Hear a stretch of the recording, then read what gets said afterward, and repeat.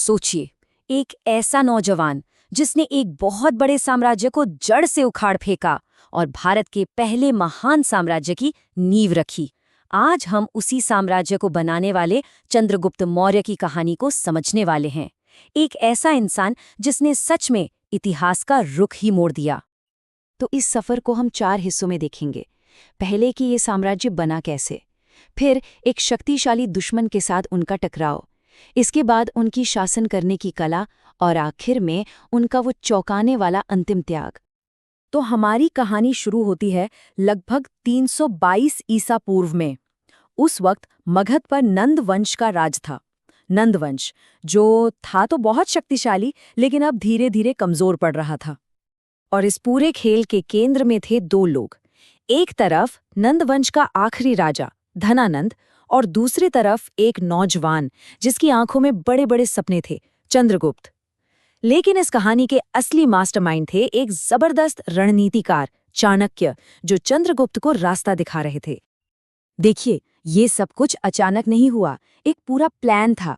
चाणक्य के दिमाग और चंद्रगुप्त की हिम्मत ने मिलकर पहले धनानंद को हराया, फिर 322 ईसा पूर्व में मगध पर कब्जा किया और पाटलिपुत्र को अपने नए साम्राज्य की राजधानी बनाया। लेकिन पूर्व में साम्राज्य बनाना तो बस शुरुआत थी। अब पश्चिम से एक नई चुनौती आ रही थी। अब चंद्रगुप्त का सामना सिकंदर महान के एक बहुत ही शक्तिशाली जनरल से होने वाला था। 305 ईसा पूर्व के आसपास सेल्यूकस निकेटर के साथ जो लड़ाई हुई, वो मौर्य साम्राज्य का पहला बड़ा इम्तिहान था। ये सिर्फ एक जंग नहीं थी, ये एक ऐसा मोड़ था जिसने हिंदुस्तान के भविष्य की दिशा तय कर दी। और लड़ाई के बाद जो संधि हुई, वो तो एक कूटनीतिक मास्टर स्ट्रोक था। चंद्रगुप्त को न सिर्फ अफगानिस्तान और बलूचिस्तान के बड़े इलाके मिले, बल्कि उन्होंने सेलूकस की बेटी हेलेना से शादी भी की। कई इतिहासकार इसे भारत की पहली अंतर्राष्ट्रीय शादी भी मानते हैं। और बदले में चंद्रगुप्त ने 500 युद्ध हाथी तोहफे में दिए। ये नंबर बहुत मायने रखता है। ये सिर्फ एक तोहफा नहीं था, ये मौर्य साम्राज्य की ताकत और उसके खजाने का खुला प्रदर्शन था। इसी संधि की वजह से मेगस्थनीज, एक यूनानी राजदूत, मौर्य दरबार में आया, और उसकी लिखी किताब इंडिका आज भी हमारे लिए एक खजाने की तरह है। उसी से दुनिया को पहली बार पता चला कि मौर्यकालीन भारत अंदर से कैसा था। एक मजेदार बात यह है कि यूनानी लेखक चंद्रगुप्त को सैंड्रोकॉट्टस जैसे नामों से बुलाते थे। सदियों तक ये एक राज बना रहा। फिर 1793 में विलियम जोन्स ने इस पहेली को सुलझाया और दुनिया को बताया कि ये सैंड्रोकॉट्टस कोई और नहीं बल्कि चंद्रगुप्त मौर्य ही थे।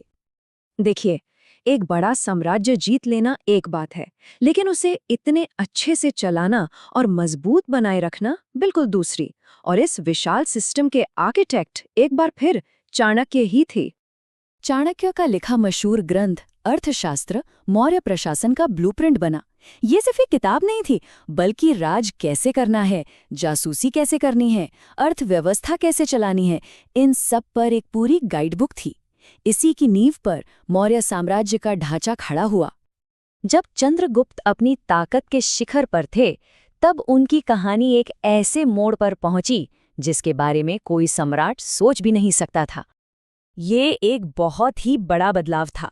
जिस सम्राट ने पूरी दुनिया जीती, वो अब जैन संत भद्रबाहु के मार्गदर्शन में एक तपस्वी का जीवन अपना रहा था। और उन्होंने अपने जीवन का अंत करने के लिए सल्लेघना की कठोर जैन प्रतिज्ञा चुनी। इसमें मोक्ष पाने के लिए अपनी इच्छा से उपवास करके प्राण त्यागे जाते हैं। ये अंतिम त्याग उन्होंने आज के कर्नाटक के श्रवणबेलगोला में किया। उनका राज किसी जंग के मैदान में खत्म नहीं हुआ, बल्कि शांति से किए गए एक त्याग में हुआ। उन्होंने अपना सिंहासन अपने बेटे बिंदुसार को सौंप दिया और खुद एक बिल्कुल अलग सफर पर निकल पड़े। और ये हमें एक बहुत गहरे सवाल के साथ छोड़ जाता है कि उस सम्राट की असली विरासत क्या है, जो पहले सब कुछ जीतता है और फिर आखिर में सब कुछ त्याग देता है।